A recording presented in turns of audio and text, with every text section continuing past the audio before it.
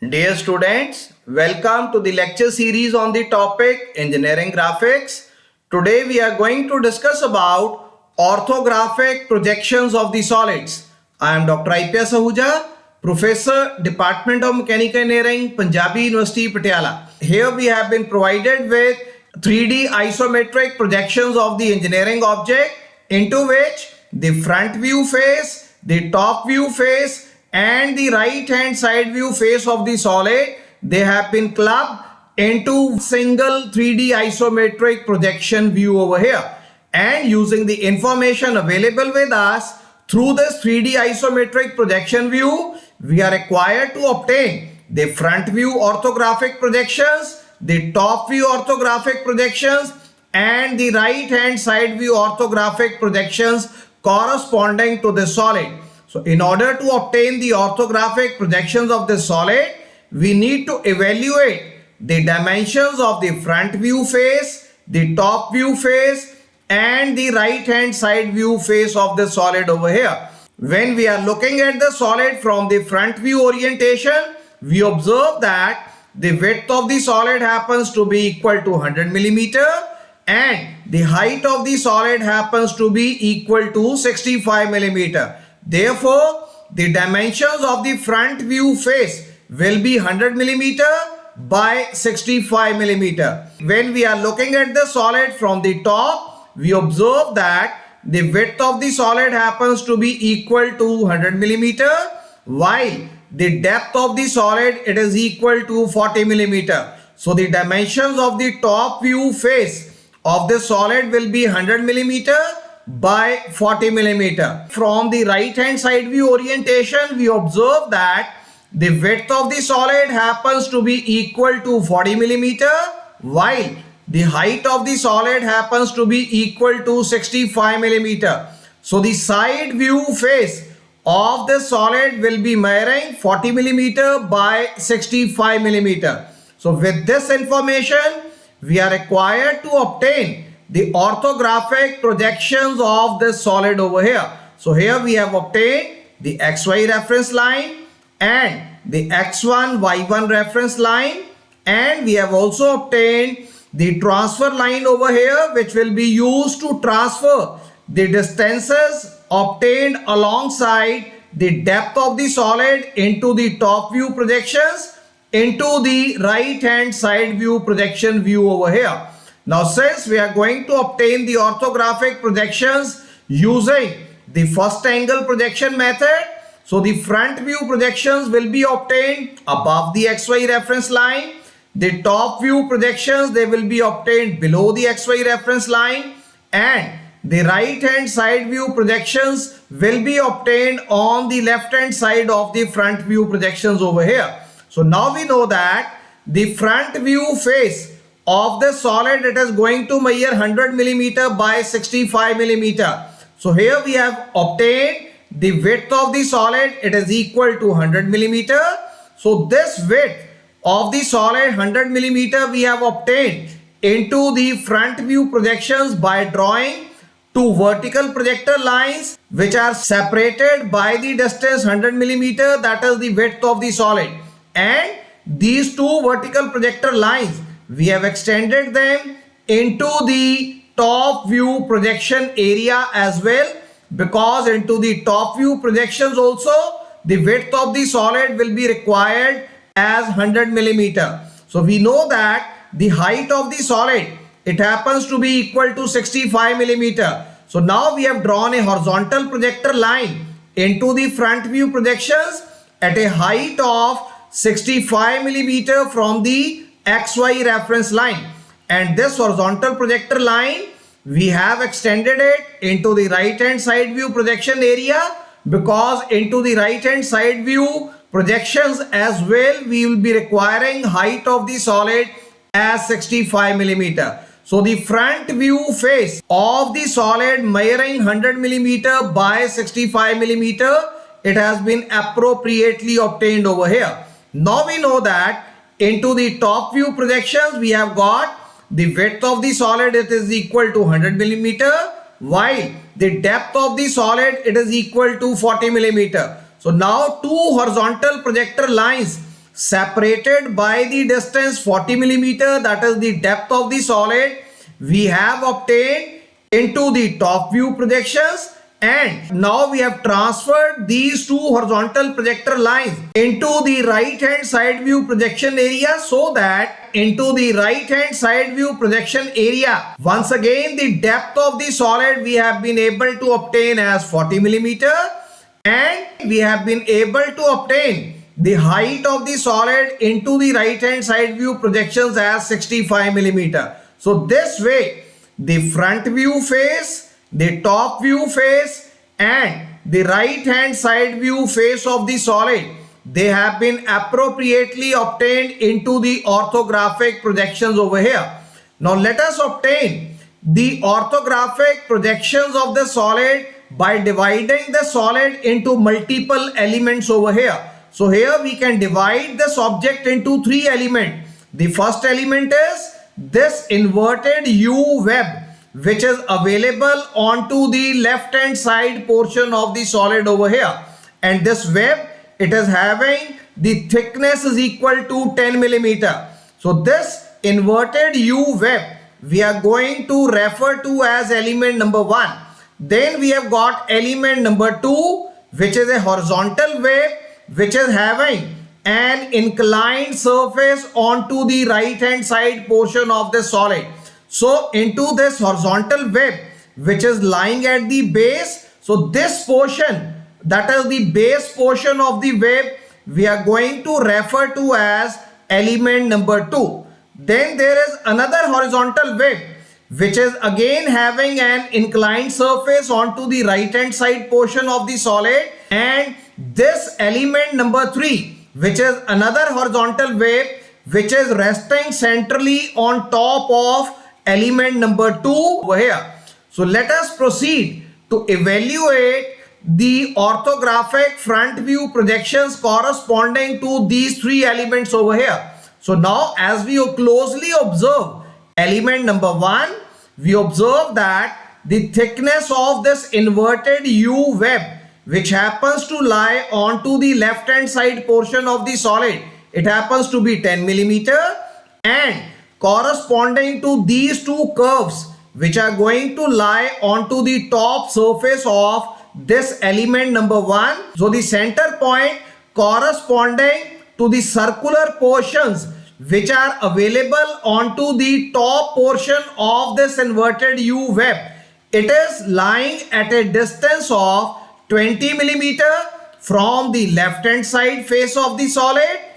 So now we can check at a distance of 20 millimeter from the left hand side face of the solid, we have marked a center line which will be parallel to the left face of the solid over here. And this vertical center projector line we have obtained into the front view projections, and we have extended this center line into the top view projections as well.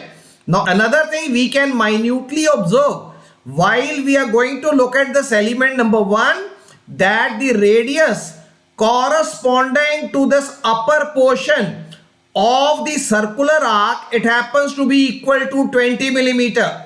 So since this radius happens to be 20 millimeter corresponding to this outer circular arc, so now the center point for this outermost arc, it is going to lie 20 millimeter below the top surface of the solid over here. So now we have obtained the center point from the top surface of the solid at a distance of 20 millimeter over here. We have marked a distance of 20 millimeter below the top surface, and another horizontal center line we have been able to mark into the front view projections, and we have extended this horizontal central line into the right hand side view projections as well.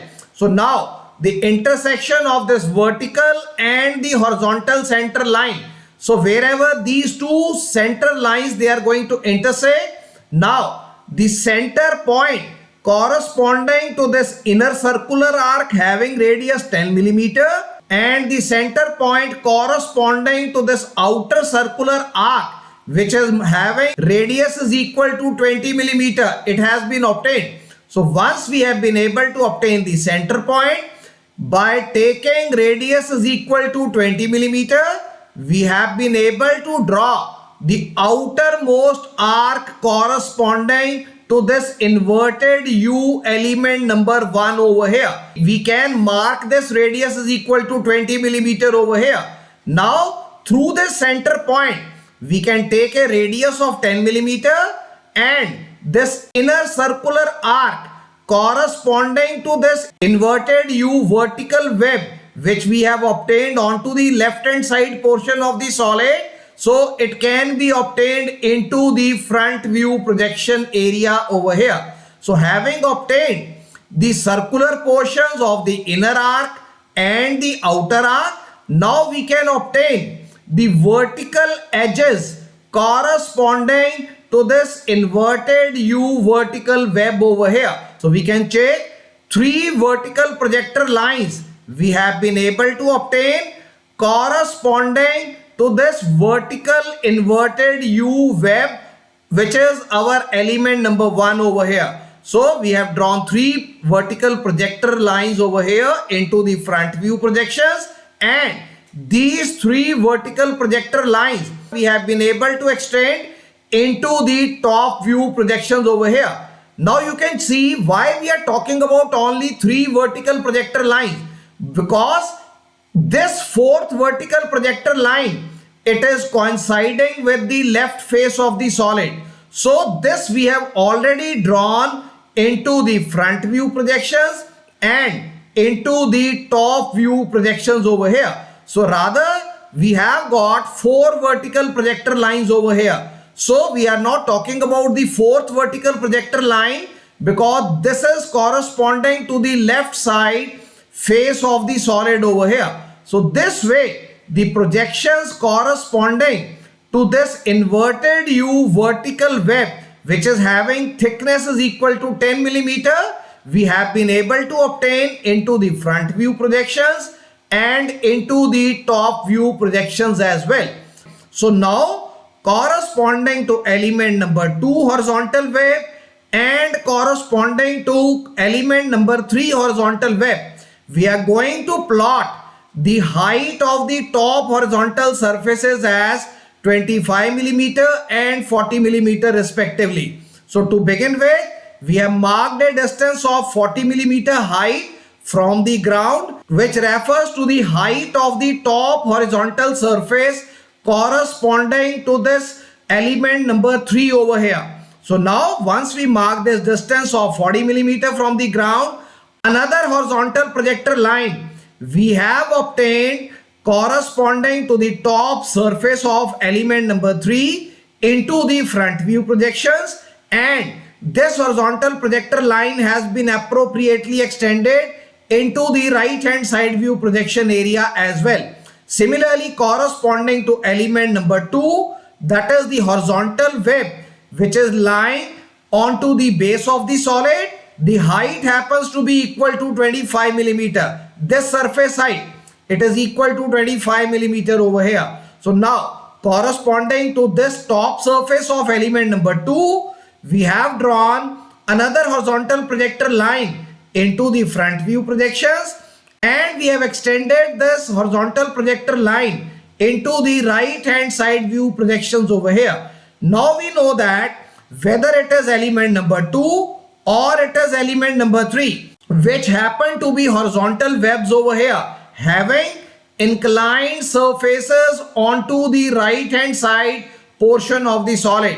Now we have not been directly provided with location of this point or location of this point over here. So how this surface and this surface corresponding to element number 2 and element number 3 will be located. So now we have been provided with the information that this inclined surface which is available onto the right hand side, and this is originating from the base of the solid, that is it will be this corner of the solid. So from this corner of the solid or this lateral edge of the solid, we are going to obtain a lateral surface over here from the right hand side portion of the solid.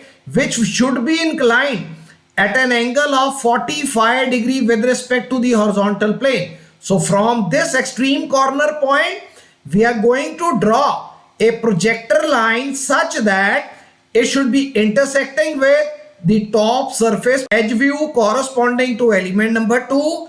It should be intersecting with top surface edge view corresponding to element number 3 over here into the front view projections over here. So now we have to mark this surface at an angle of 45 degree. So this inclined surface, it will be available at an angle of inclination of 45 degree with respect to the ground. And now we will be able to obtain this point of intersection as location of this surface. This point of intersection will be providing us with the location of this surface into the top view projections over here. So now two vertical projector lines we have drawn from these 2 points of intersection into the top view projections over here, so that we should be able to identify and evaluate this portion of the element number 3 and this portion of the element number 2 into the top view projection. So alongside this vertical edge, so this portion of the top surface will be available. It will be located into the top view projections over here.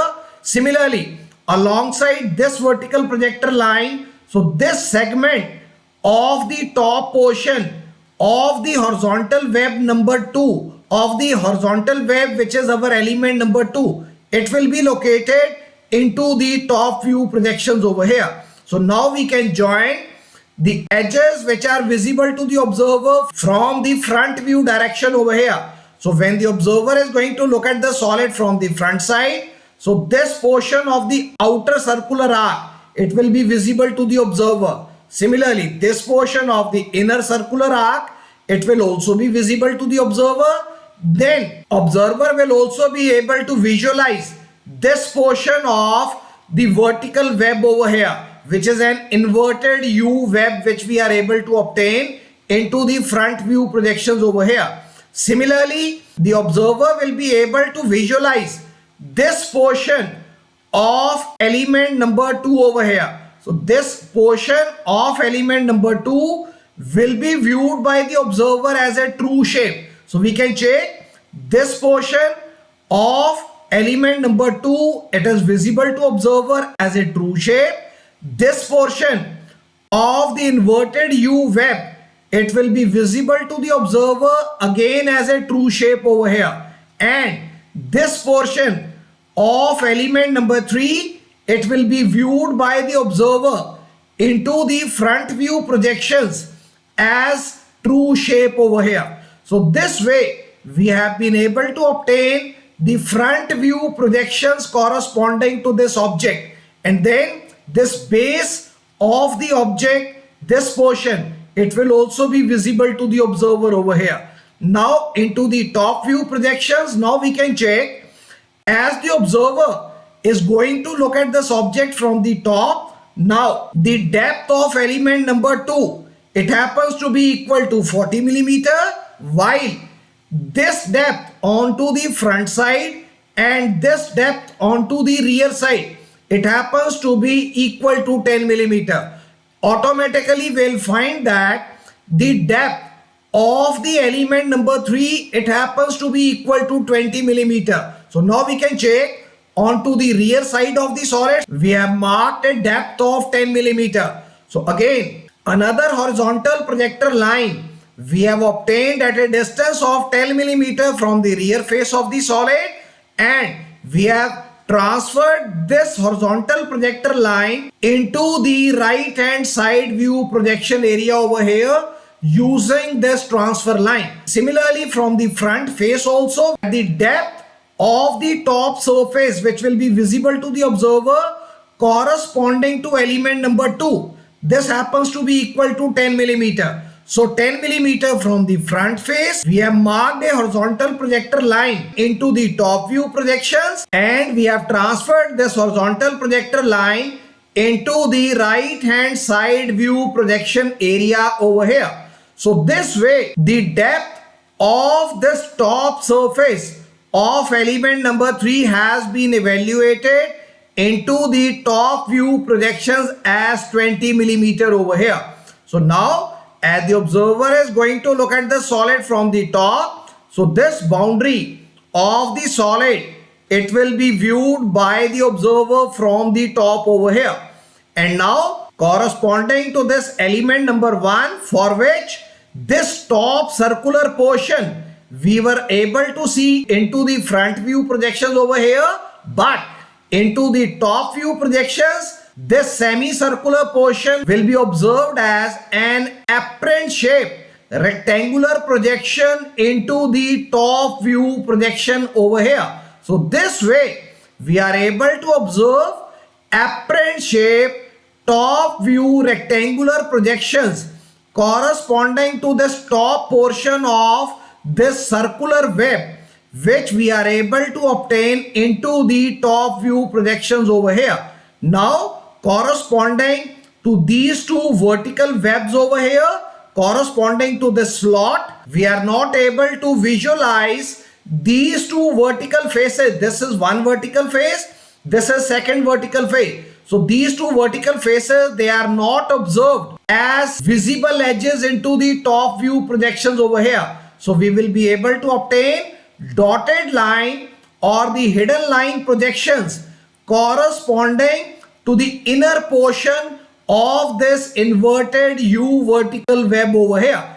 Next we have got, these are two rectangular faces which will be visible to the observer from the top. What are the dimensions of these two rectangular faces into the top view projections? Now we can check from this particular position. So we are able to mark a distance of 10 millimeter, and then up to this portion we can check it out over here. This edge we have been able to locate from this vertical projector obtained corresponding to this point of intersection. Similarly, this distance of 20 millimeter we have been able to identify through this point of intersection of this inclined edge with this horizontal projector line. Now we observe that this point of intersection of the horizontal surface at a height of 25 millimeter above the ground and the inclined surface inclined at an angle of 45 degree. It is going to identify the location of this edge of the top surface of the horizontal wave lying at the base corresponding to element number 2 over here. So corresponding to element number 2 at a height of 25 millimeter, if we draw a vertical projector line, so we observe that this portion will be visible to the observer from the top over here, and then we see that this portion and this portion, this will be available at a distance of 10 millimeter from the rear face and 10 millimeter from the front face, and this will be the continued surface which will be visible to the observer. But since this T-shaped surface corresponding to the inclined right hand faces corresponding to element number 2 and element number 3, it happens to be inclined with respect to the horizontal plane, so we are able to obtain apparent shape projections corresponding to this inclined surface over here. So this surface we can check. This surface, it is the apparent shape projection corresponding to this inclined surface over here. Now we can draw one object projector line over here so that this true shape projection corresponding to the top surface, it can be distinguished from this apparent shape projection corresponding to the inclined surface over here. So this is the apparent shape projection of the inclined surface. This is the true shape projection corresponding to the top surface of element number 3 over here. So this is element number 3, top surface true shape projection. And again, this is also a true shape projection. This is also a true shape projection over here. So this way, the top view projections corresponding to the solid we have been able to obtain over here. Now, when we look at the solid from the right hand side view, so now we observe that this boundary of the solid, it will be visible to the observer. We can check this boundary of the solid, it will be visible to the observer over here. And then corresponding to this inclined surface, once again we are able to observe an apparent shape projections into the right hand side view projections over here. So this way this inclined surface will be again projected as apparent shape projections into the right hand side view projection view over here. Next we have got this particular inner portion of this circular arc over here. So this portion corresponding to this inner circular arc, it will not be visible to the observer from the right hand side. Rather we will be able to obtain a hidden edge view over here. So this way a dotted line projection corresponding to this top surface, it will be visible to the observer from the right hand side view projections over here. So this completes the construction of the right hand side view projections corresponding to this solid. So now we have been able to obtain the front view orthographic projections, the top view orthographic projections, and the right hand side view orthographic projections corresponding to an engineering object for which the 3D isometric projection view, it was available with us. So this is all for today. So I hope that through this discussion you would have understood about the procedure to convert the information available through the 3D isometric projections into the multiple 2D orthographic projection views over here. So we'll be continuing with further discussion regarding few more illustrative cases of orthographic projections of the solids into the coming lecture discussions over here. So thank you very much. Thanks a lot.